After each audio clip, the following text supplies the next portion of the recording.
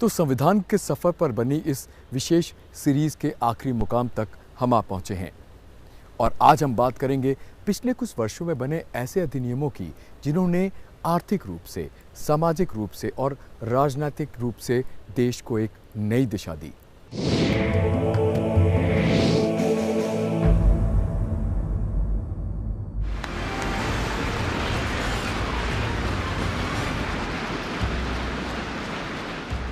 आज़ादी के बाद जीएसटी को देश का सबसे बड़ा इकोनॉमिक रिफॉर्म माना जा रहा है। जीएसटी का मतलब गुड्स एंड सर्विसेज टैक्स है, जो भारत सरकार द्वारा वस्तुओं और सेवाओं की आपूर्ति पर लगाया गया एक अप्रत्यक्ष यानी इनडायरेक्ट टैक्स है।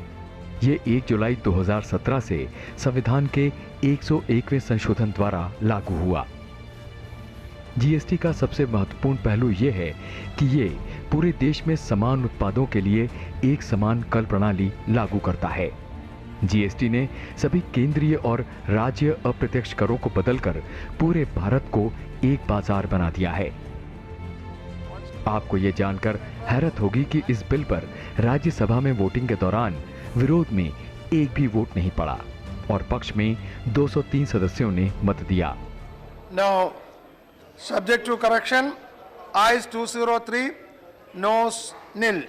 Clause 18 as amended is adopted by a majority of total membership of the House and by a majority of not less than 2/3 of the members of the House present and voting. GST को साल 1999 में तत्कालीन प्रधानमंत्री अटल बिहारी वाजपेयी की सरकार में प्रस्तावित किया गया था और पश्चिम बंगाल के तत्कालीन वित्त मंत्री असीम दास गुप्ता की अध्यक्षता में एक कमेटी भी बनाई गई थी जिसने जीएसटी मॉडल तैयार किया था, पर ये तब लागू नहीं हो पाया था। 18 बरस बाद 1 जुलाई 2017 को बीजेपी के नेतृत्व वाली एनडीए सरकार ने इसे सत्ता में आने के बाद लागू किया। We will fully comply with the Constitution and whatever are the precedents, and we have absolutely no intention of in any way bypassing the constitutional provisions as far as the requirements of those bills are concerned. GST का लक्ष्य केंद्रीय और राज्य करों का एकीकरण है। विभिन्न स्तरों पर मौजूद कर प्रणाली को खत्म कर पंजीकृत डीलरों के लिए सामग्री को सस्ता बनाना है और अंतर्राष्ट्रीय बाजार में भारत की संवाद के माध्यम से साख बनाना है। देखते हैं अब जीएसटी के कितने वर्ग हैं। इसका पहला वर्ग केंद्रीय वस्तु एवं सेवा कर यानी सीजीएसटी है। ये एक राज्य या केंद्र शासित प्रदेश के साथ वस्तुओं और सेवाओं के लेन देन पर केंद्र सरकार द्वारा लगाया जाता है। राज्य माल और सेवा कर यानी एसजीएसटी, ये राज्य द्वारा राज्य के भीतर वस्तुओं और सेवाओं के लेन देन पर लगाया जाता है। एकीकृत माल या सेवा कर यानी आईजीएसटी, आईजीएसटी दो राज्यों के बीच होने वाले व्यावसायिक लेन देन पर लगाया जाता है। इसे केंद्र सरकार द्वारा एकत्र कर बाद में संबंधित राज्य को दिया जाता है। केंद्र शासित प्रदेशों का सामान और सेवा कर यानी यूटीजीएसटी, यूटीजीएसटी केंद्र शासित प्रदेशों में वस्तुओं और सेवाओं के लेन देन पर लगाया जाता है, पर केंद्र शासित प्रदेश दिल्ली और पौंडीचेरी में एसजीएसटी है क्योंकि इनके पास अपनी विधायिका है।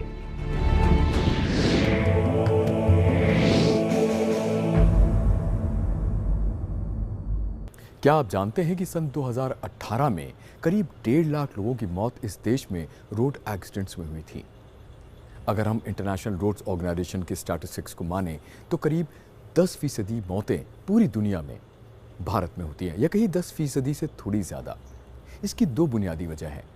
पहली, लाइसेंस का बहुत आसानी से मिलना और दूसरा, सुरक्षा नियमों का सड़कों पर पालन ना होना।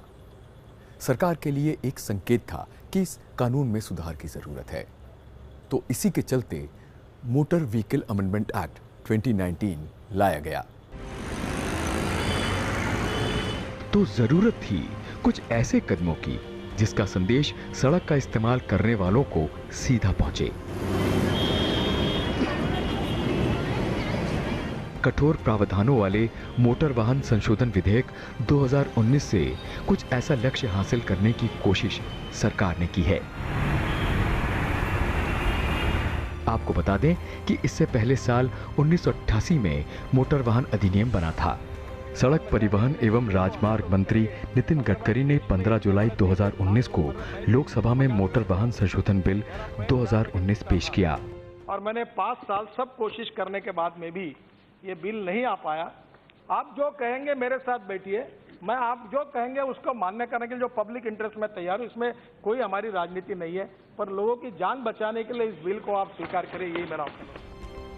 वहीं राज्यसभा में ये बिल 31 जुलाई 2019 को हुई चर्चा के बाद 13 के मुकाबले 108 मतों से पारित किया गया। Result of the division on adoption of the motion subject to correction, ayes 108, noes 13. The motion is adopted and the bill as amended is passed. Message from इस एक्ट ने मोटर वाहनों से संबंधित लाइसेंस और परमिट देने, नियमों और मानकों के उल्लंघन के लिए कड़े दंडों का प्रावधान किया है। आपको बता दें कि यह संशोधन 1988 में बने मोटर वाहन अधिनियम में किया गया है। अधिनियम में सड़क दुर्घटनाओं को कम करने के इरादे से बेहद कठोर प्रावधान रखे गए हैं। इसके प्रावधान 18 राज्यों के परिवहन मंत्रियों की सिफारिशों पर आधारित हैं। संसद की स्थायी समिति ने इन सिफारिशों की जांच की और फिर इन्हें अधिनियम में शामिल किया गया। इस अधिनियम में केंद्र सरकार को मोटर वाहन दुर्घटना कोष बनाने को कहा गया है, जो भारत में सड़क का उपयोग करने वालों को अनिवार्य बीमा कवर प्रदान करेगा।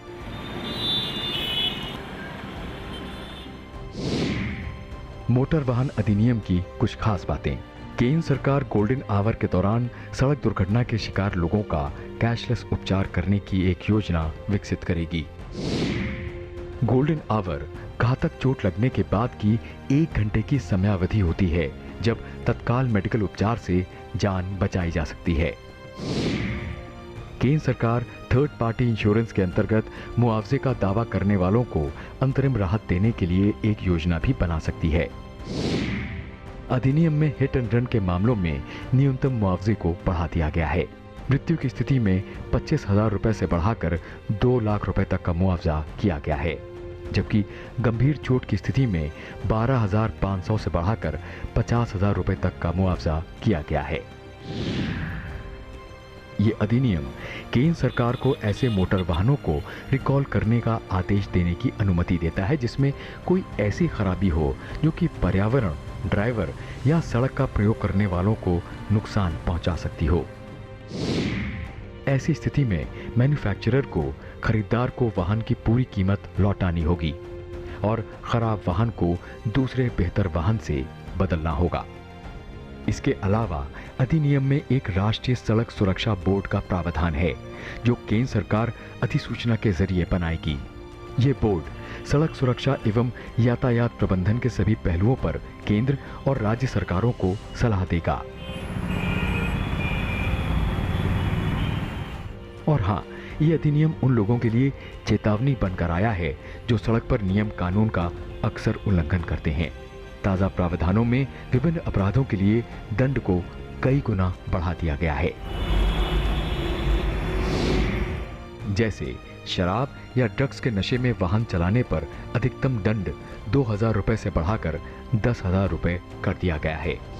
अगर मोटर वाहन मैन्युफैक्चरर मोटर वाहनों के निर्माण या रखरखाव के मानदंडों को नहीं मानते हैं तो अधिकतम 100 करोड़ रुपए तक का दंड या 1 वर्ष का कारावास या दोनों दिए जा सकते हैं। अगर कॉन्ट्रैक्टर सड़क के डिजाइन के मानदंडों को नहीं मानता है तो उसे 1 लाख रुपए तक का जुर्माना भरना पड़ सकता है। और हाँ, ये अधिनियम केंद्र सरकार को जुर्माने को हर बरस 10% तक बढ़ाने का अधिकार देता है।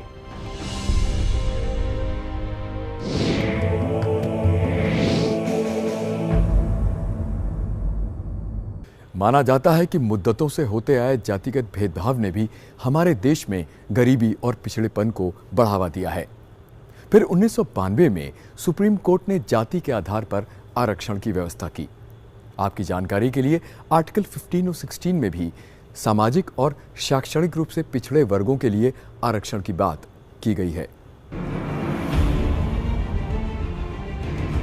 पर सुप्रीम कोर्ट के मुताबिक आरक्षण 50% से ज्यादा नहीं हो सकता और मौजूदा व्यवस्था के तहत एससी के लिए 15%, एसटी के लिए 7.5% और अन्य पिछड़े वर्ग के लिए 27% आरक्षण का प्रावधान है।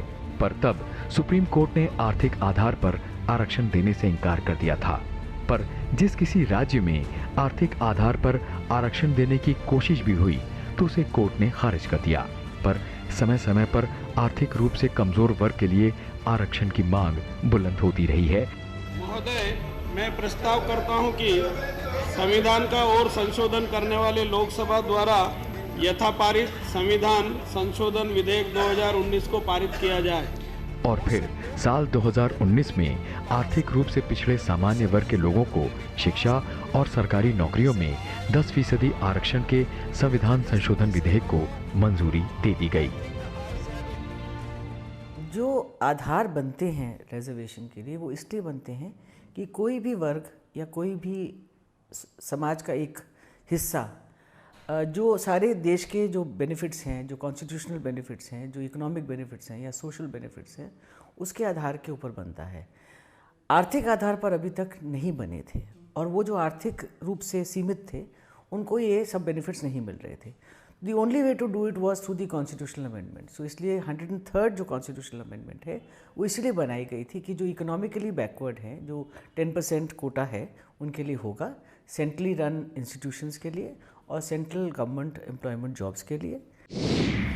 संविधान के 103वें संशोधन को 12 जनवरी 2019 को भारत के राष्ट्रपति की स्वीकृति मिली थी। इसके तहत केंद्र सरकार, सरकारी और निजी शिक्षण संस्थानों में आरक्षण की व्यवस्था की गई। इसके लाभार्थी उच्च जातियों के आर्थिक रूप से कमजोर वर्गों से आते हैं। इनके लिए 10% आरक्षण मौजूदा आरक्षण के अलावा किया गया है। आपको बता दें कि आर्टिकल 46 कमजोर वर्गों के शैक्षिक और आर्थिक हितों की बात करता है और संसद ने 9 जनवरी को इस विधेयक को मंजूरी दी थी और 12 जनवरी 2019 को राष्ट्रपति की सहमति के बाद ये 14 जनवरी से लागू हो गया। इसके लिए आर्टिकल 15 और 16 में संशोधन भी किया गया और एक नया प्रोविजन भी जोड़ा गया जो राज्यों को आर्थिक रूप से कमजोर वर्गों के नागरिकों के उत्थान के लिए विशेष प्रावधान बनाने का अधिकार देता है। सारे सदन ने चिंता की है। इस ऐतिहासिक संशोधन विधेयक को राज्यसभा में करीब 10 घंटे तक चली बैठक के बाद 7 के मुकाबले 165 मतों से मंजूरी मिली थी। Subject to correction, ayes 165, noes 7. The motion is adopted by a majority of the total membership of the House and by a majority of not less than 2/3 of the members of the House present and voting. The bill is passed by the required majority. तो जनाब, 103वें संशोधन के जरिए 124वां संविधान संशोधन विधेयक को article 368 के तहत विशेष बहुमत से पास किया गया और आर्थिक रूप से कमजोर सामान्य वर्ग के लिए 10% आरक्षण का प्रावधान किया गया। इसकी कुछ अनिवार्य शर्तें भी हैं, जैसे सालाना आय 8 लाख रुपए या उससे कम होना, 5 एकड़ या उससे कम कृषि योग्य भूमि होना, अधिसूचित नगरीय क्षेत्र में 100 गज या उससे कम का मकान होना, गैर अधिसूचित नगरीय क्षेत्र में 200 गज या उससे कम का मकान होना।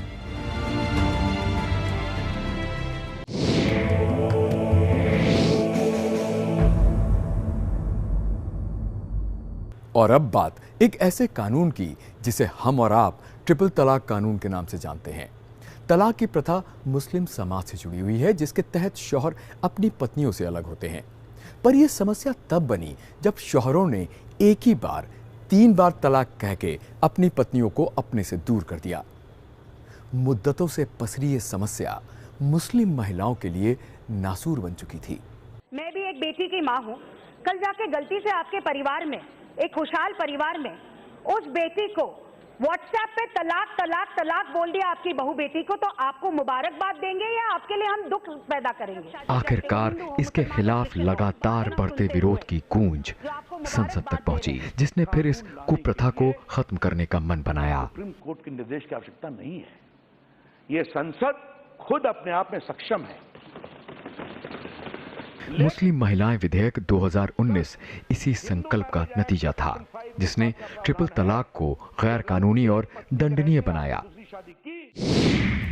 इससे पहले 3 तलाक से पीड़ित 5 मुस्लिम महिलाओं ने 2016 में सुप्रीम कोर्ट में अपील दाखिल की थी। इस मुद्दे पर सुनवाई के लिए 5 सदस्यीय स्पेशल बेंच का गठन किया गया था। कोर्ट में केंद्र सरकार ने जेंडर इक्वालिटी, सेक्युलरिज्म के आधार पर 3 तलाक का विरोध किया था। अगस्त 2017 में सुप्रीम कोर्ट ने 3 तलाक को असंवैधानिक, कुरान के मूल सिद्धांतों के खिलाफ बताया था। सुप्रीम कोर्ट ने इसे भारतीय संविधान के अनुच्छेद 14 और 21 का भी उल्लंघन बताया था। शीर्ष अदालत ने केंद्र सरकार से इस संबंध में कानून बनाने के लिए कहा था। फिर सरकार ने मुस्लिम महिला विधेयक 2017 बनाया। 28 दिसंबर 2017 को यह बिल लोकसभा में पेश किया गया। इस बिल में मौखिक, लिखित, इलेक्ट्रॉनिक तलाक को अमान्य करार दिया गया। ऐसा करने वाले पति के लिए 3 साल की सजा का प्रावधान तय किया गया। यह बिल लोकसभा में तो पारित हुआ, पर राज्यसभा में पास नहीं हो सका। पर सुप्रीम कोर्ट के फैसले के बाद भी हालात वैसे ही बने रहे। फिर सरकार एक अध्यादेश लाई, जिसे 19 सितंबर 2018 में राष्ट्रपति ने मंजूरी दी। सरकार ने फिर इसे एक बिल की सूरत में 17 दिसंबर 2018 को लोकसभा में पेश किया। ये पास भी हुआ, पर विपक्ष ने राज्यसभा में इसे फिर पास नहीं होने दिया और बिल को सिलेक्ट कमेटी में भेजने की मांग हुई। दूसरी ओर जनवरी 2019 में पहले अध्यादेश की अवधि पूरी होने के कारण सरकार ने एक बार फिर 3 फरवरी 2019 को अध्यादेश जारी कर 3 तलाक को अपराध घोषित किया। दूसरी ओर 16वीं लोकसभा का कार्यकाल पूरा होने के चलते पुराना बिल लैप्स हो गया। साल 2019 में फिर सत्ता में आने के बाद नरेंद्र मोदी सरकार 17वीं लोकसभा में ये बिल लाई। प्रश्न है कि विधेयक को पारित किया जाए। जो सदस्य के पक्ष में आ गए, जो सदस्य विरोध में ना गए, मेरे विचार में निर्णय हवालों के पक्ष में प्रस्ताव स्वीकृत हुआ, विधेयक पारित हुआ। 25 जुलाई 2019 को लोकसभा से इसे पास करा लिया गया। रिजल्ट ऑफ द डिवीजन, जिसके बाद राज्यसभा में 84 के बदले 99 वोटों की मदद से सरकार ने आखिरकार तीसरी कोशिश में इसे पास करवा ही लिया। the motion that the bill be passed is adopted. इस बिल के अधिनियम बनने के तहत अपराध संज्ञेय तब माना जाएगा जब अपराध से संबंधित सूचना विवाहित महिला या उससे रक्त या वैवाहिक संबंध से जुड़े किसी व्यक्ति ने दी हो। मजिस्ट्रेट पीड़ित महिला की सुनवाई के बाद आरोपी को जमानत दे सकता है, बशर्ते जमानत देने के पर्याप्त आधार हो। तलाकशुदा मुस्लिम महिला अपने पति से अपने और खुद पर निर्भर बच्चों के लिए गुजारे भत्ते की मांग कर सकती है। भत्ते की राशि मजिस्ट्रेट द्वारा निर्धारित की जाएगी। जिस मुस्लिम महिला को इस प्रकार तलाक दिया गया है, वो अपने नाबालिग बच्चों की कस्टडी हासिल करने के लिए अधिकृत है। कस्टडी का निर्धारण मजिस्ट्रेट द्वारा किया जाएगा।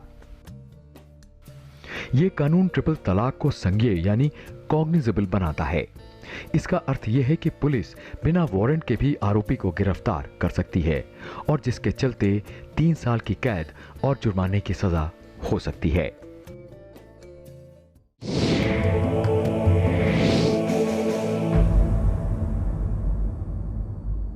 आजादी के बाद आर्टिकल 370 अकेला ऐसा अपवाद रहा जिसके चलते एक राज्य विशेष यानी जम्मू और कश्मीर भारत से जुड़ा रहा। हालांकि एक टेम्पररी प्रोविजन था जिसको बरसों पहले खत्म हो जाना चाहिए था, पर जिसके चलते जम्मू कश्मीर में अलगाववाद और पाकिस्तान समर्थित आतंकवाद को लगातार समर्थन मिलता रहा और यह राज्य उसका शिकार रहा। फिर एक दिन इतिहास ने करवट बदली। 5 अगस्त 2019 को इस आर्टिकल का हमारे संविधान से वजूद मिट गया। Honorable Minister, Home Minister will reply. सभापति महोदय, इसे अंजाम दिया। जम्मू और कश्मीर पुनर्गठन विधेयक 2019 को 5 अगस्त 2019 को गृह मंत्री अमित शाह ने राज्यसभा में पेश करके मैं जब दोनों संकल्प और बिल लेकर आया हूं तो मैं मानता हूं कि जम्मू कश्मीर में एक लंबे रक्तपात भरे युग का अंत धारा 370 के समाप्त होने से बनेगा। विधेयक में इस राज्य को जम्मू और कश्मीर केंद्र शासित प्रदेश और लद्दाख केंद्र शासित प्रदेश में पुनर्गठित करने का प्रावधान था। आज ट्रेजरी बेंच के और विपक्ष के दोनों सदस्यों को कहना चाहता हूं कि अलग अलग रास्तों से धारा 370 के साथ कश्मीर के अंदर सामान्य स्थिति लाने का प्रयास सबने अपने अपने तरीके से मन से करा है। मैं कोई ऐसा नहीं कहता कि किसी ने मन के बगैर किया, आधा अधूरा करा है। सबने मन से करा है, मगर कश्मीर के अंदर सामान्य स्थिति नहीं हुई है। ये वास्तविकता को हमने स्वीकारना पड़ेगा। आज मैं ये जो दो संकल्प और विधेयक लेकर आया हूं, मुझे लगता है कि कश्मीर की समस्या के समाधान का रास्ता यहीं से होकर निकलेगा। माननीय धारा 370 केंद्रीय गृह मंत्री ने लोकसभा में जम्मू और कश्मीर के संबंध में 2 विधेयक और 2 प्रस्ताव पेश किए थे। इसके तहत संविधान आदेश 2019 भारत के राष्ट्रपति द्वारा अनुच्छेद 370 से जुड़े 1954 के आदेश में तब्दीली के लिए जारी किया गया। अनुच्छेद 370 यानी आर्टिकल 370 को निरस्त करने का प्रस्ताव। संविधान के अनुच्छेद 3 के तहत जम्मू और कश्मीर पुनर्गठन विधेयक 2019, जम्मू और कश्मीर आरक्षण दूसरा संशोधन विधेयक 2019, जिसे पुनर्गठन के बाद राज्य में लागू किया जाना था। 5 ही अगस्त को यह बिल राज्यसभा में और 6 अगस्त को लोकसभा में पास हो गया। सभापति महोदय, मैं इस बिल को पारित करने का प्रस्ताव करता हूं। Motion moved that the bill be passed. The question is that the bill be passed. Those in favor please say aye. Those against please say no. I think the ayes have it, the ayes have it, the ayes have it. The bill is passed. अधिनियम के प्रावधानों को लागू करने के लिए 31 अक्टूबर 2019 का दिन चुना गया। आपको बता दें कि इसी दिन भारत के पहले उप प्रधानमंत्री और लौह पुरुष सरदार वल्लभ भाई पटेल की जयंती होती है। फिलहाल भारतीय संविधान के सभी प्रावधान नई व्यवस्था के तहत जम्मू और कश्मीर और लद्दाख में लागू हो चुके हैं। क्या थे बिल के प्रावधान? बिल के तहत विधानसभा के साथ जम्मू और कश्मीर केंद्र शासित प्रदेश और विधानसभा के बिना लद्दाख केंद्र शासित प्रदेश होगा। लद्दाख केंद्र शासित प्रदेश में कारगिल और लेह जिले होंगे। जम्मू और कश्मीर केंद्र शासित प्रदेश में मौजूदा राज्य के शेष प्रदेश। राष्ट्रपति दोनों केंद्र शासित प्रदेशों में लेफ्टिनेंट गवर्नर नियुक्त करेंगे। बिल जम्मू और कश्मीर केंद्र शासित राज्य के लिए एक विधानसभा का प्रावधान करता है, जिसमें कुल 107 सीटें होंगी। इनमें जम्मू और कश्मीर के पाकिस्तानी कब्जे वाले कुछ क्षेत्रों की 24 सीटें रिक्त रहेंगी। विधानसभा की अवधि 5 बरस होगी और लेफ्टिनेंट गवर्नर को 6 महीने में कम से कम एक बार विधानसभा की बैठक बुलानी होगी। उच्च न्यायालय जम्मू और कश्मीर दोनों केंद्र शासित प्रदेशों का साझा उच्च न्यायालय होगा। इसके अतिरिक्त जम्मू और कश्मीर केंद्र शासित प्रदेश में एक एडवोकेट जनरल भी होगा। जम्मू और कश्मीर राज्य की विधान परिषद समाप्त हो जाएगी और उसके भंग होने के साथ साथ सभी लंबित बिल लैप्स हो जाएंगे। केंद्रीय गृह मंत्री के मुताबिक धारा 370 के चलते जम्मू और कश्मीर राज्य में सिखों, बौद्धों सहित अन्य अल्पसंख्यकों के खिलाफ भेदभाव होता रहा है और पाकिस्तान समर्थित आतंकवाद ने पिछले 70 वर्षों में 41,500 से अधिक मानव बलियां ली हैं। तो आखिरकार संसद के नेतृत्व में भारत सरकार ने दुनिया को साफ संदेश भेज ही दिया कि जम्मू कश्मीर भारत का अटूट अंग था, है और रहेगा और भारत को अपनी अखंडता के बारे में कोई भी निर्णय लेने का पूरा अधिकार है। तो धारा 370 को हटाना यकीनन एक ऐतिहासिक लम्हा रहा है। इसको हटाने के साथ पाकिस्तान को भी भारत सरकार ने कड़ा संदेश भेजा है कि बस तुम्हारा आतंकवाद अब खात्मे की ओर बढ़ चला है और जम्मू कश्मीर में विकास का दौर शुरू हो चुका है और इस तरह भारत के इस साहसिक निर्णय ने इस पुरानी समस्या का इतिहास और भूगोल दोनों बदल कर रख दिया। आर्टिकल 370 और 35A ने जम्मू कश्मीर को अलगाववाद, आतंकवाद, परिवारवाद और व्यवस्थाओं में बड़े पैमाने पर फैले भ्रष्टाचार के अलावा कुछ नहीं दिया। इन दोनों अनुच्छेद का देश के खिलाफ कुछ लोगों की भावनाएं भड़काने के लिए पाकिस्तान द्वारा एक शस्त्र के तौर पर इस्तेमाल किया जा रहा था। इसकी वजह से पिछले 3 दशक में लगभग 42,000 निर्दोष लोग, 42,000, यह आंकड़ा किसी की भी आंख में से आंसू ला देता है। 42,000 निर्दोष लोगों को अपनी जान गंवानी पड़ी। जम्मू कश्मीर और लद्दाख का विकास उस गति से नहीं हो पाया जिसका वो हकदार था। अब व्यवस्था की एक कमी दूर होने से जम्मू कश्मीर और लद्दाख के लोगों का वर्तमान तो सुधरेगा ही, उनका भविष्य भी सुरक्षित होगा। कानून मंत्रालय के मुताबिक सन 2022 के अंत तक देश में 839 सेंट्रल लॉज हैं जो देश को व्यवहारिक और मजबूत आधार प्रदान कर रहे हैं, हर देशवासी का विश्वास बढ़ा रहे हैं। संविधान का सफर जारी है और इसी नोट पर हम इस सीरीज को विराम देते हैं, आपसे विदा लेते हैं इस वायदे के साथ कि जल्द मुलाकात होगी। अब हमें पूरी टीम की तरफ से इजाजत दें। नमस्कार।